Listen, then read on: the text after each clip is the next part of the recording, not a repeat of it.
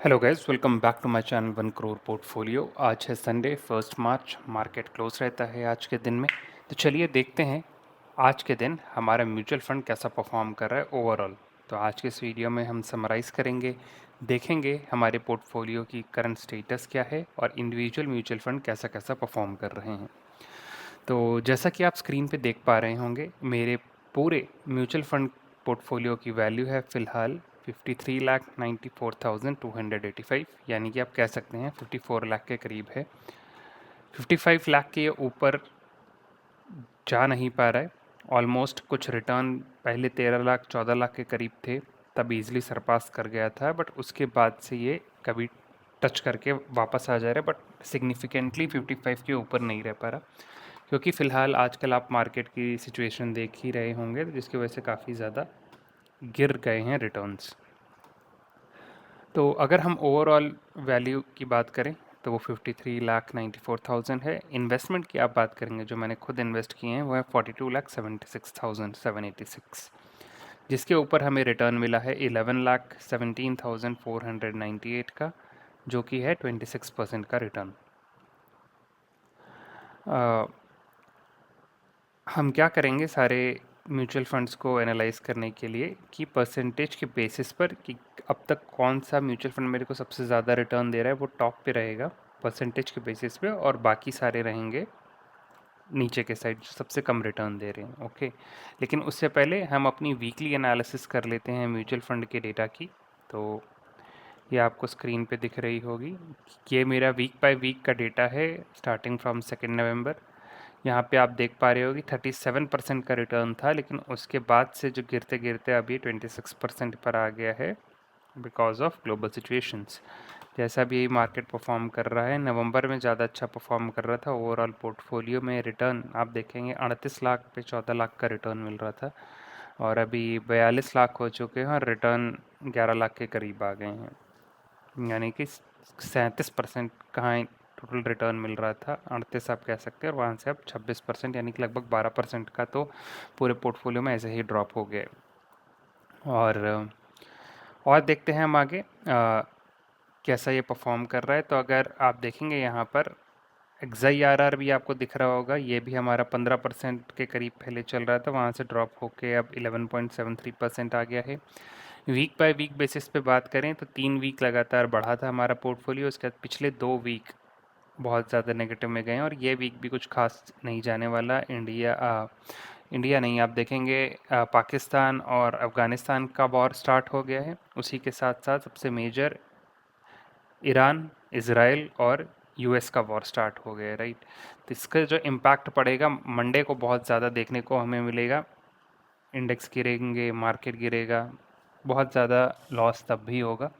Kind of prediction ही है, but ऐसे संकेत आ ही रहे हैं कि मार्केट कल तो डेफिनेटली गिरने ही वाला है, क्योंकि इंडिया की लगभग 50% जो मंथली ऑयल की सप्लाई आती है वो स्ट्रेट ऑफ हरमूज से आती है, और वो ईरान से होकर आती है, और वो वाला रूट पूरा बंद हो गया है। तो जितने भी अपने ऑयल टैंकर्स इंडिया में आते थे, यानी कि 50% इंडिया की मंथली ऑयल सप्लाई पर डायरेक्ट इम्पैक्ट पड़ेगा, तो जिससे ऑयल प्राइसेस बहुत ज़्यादा शूट करेंगे, स्टॉक मार्केट गिरेगा।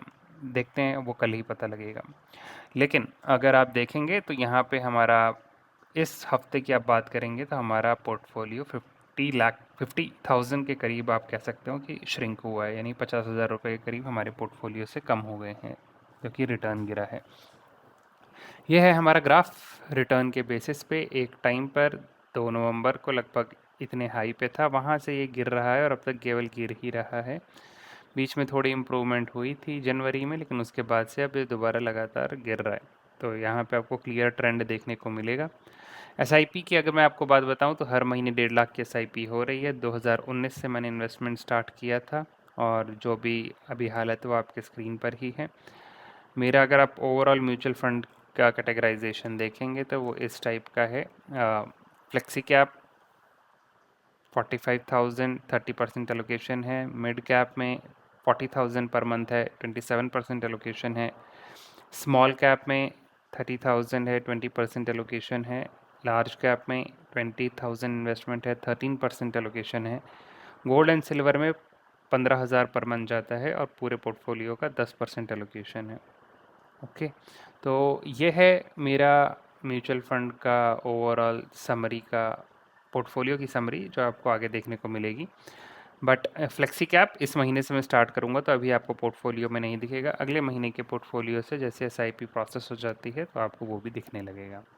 फ्लेक्सी कैप मैंने इसी महीने से ऐड किया है अपने पोर्टफोलियो पे, तो वो आपको अभी नहीं दिखेगा पोर्टफोलियो, आपको अगले महीने से दिखेगा।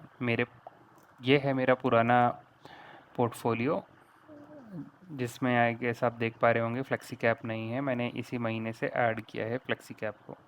ओके, तो चलिए बढ़ते हैं अपने पोर्टफोलियो की तरफ।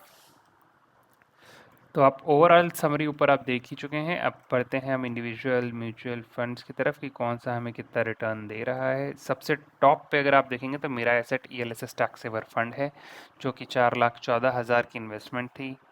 अब उसकी वैल्यू बढ़कर हो गई है 7,94,000, जिस पे हमें रिटर्न मिल रहा है 3,80,000 का, यानी कि 91%। उसके बाद है Aditya Birla ELSS tax saver fund, 1,22,000 का इन्वेस्टमेंट है। 2,07,000 रुपीज़ हो चुके हैं अब ये। रिटर्न मिला है 85,000 का, यानी कि 69%। उसके बाद है HDFC स्मॉल कैप, 7,31,000 का इन्वेस्टमेंट है। 11,43,000 अब ये बढ़कर हो चुका है। इस पे SIP चल रही है 15,000 रुपये पर मंथ की, और रिटर्न हमें मिल गए हैं अब तक 4,11,564 रुपीज़, यानी कि 56% का हमें रिटर्न मिल रहा है। उसके बाद ICICI prudential silver ETF FOF है, 30,000 का इन्वेस्टमेंट है। इसकी वैल्यू बढ़कर हो गई है 39,000। रिटर्न लगभग 10,000 के करीब हैं और 33% का रिटर्न दे रहा है। इसके बाद है SBI small cap fund direct growth. SBI में 7.5 लाख रुपए इन्वेस्ट किए हैं, वैल्यू बढ़ के हो गई है लगभग 10 लाख। 2,39,000 का रिटर्न है 30% के साथ।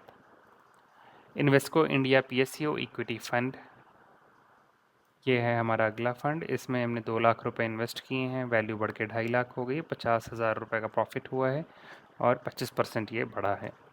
उसके बाद है SBI gold direct plan growth, 30,000 रुपये इसमें इन्वेस्टेड हैं, इसकी वैल्यू बढ़ के 35,000 हो गई है। लगभग 5,500 रुपये का प्रॉफिट हुआ है, 20% का लगभग रिटर्न दे रहा है ये। फिर है quant infra. Okay, quant infra में लगभग 60,000 रुपये डाले थे, 70,000 रुपये हो गए हैं। ये रिटर्न दे रहा है 10,000 रुपये का, 16% के हिसाब से। फिर है Motilal Oswal India defence index fund, इसमें 3,20,000 इन्वेस्ट किए हैं।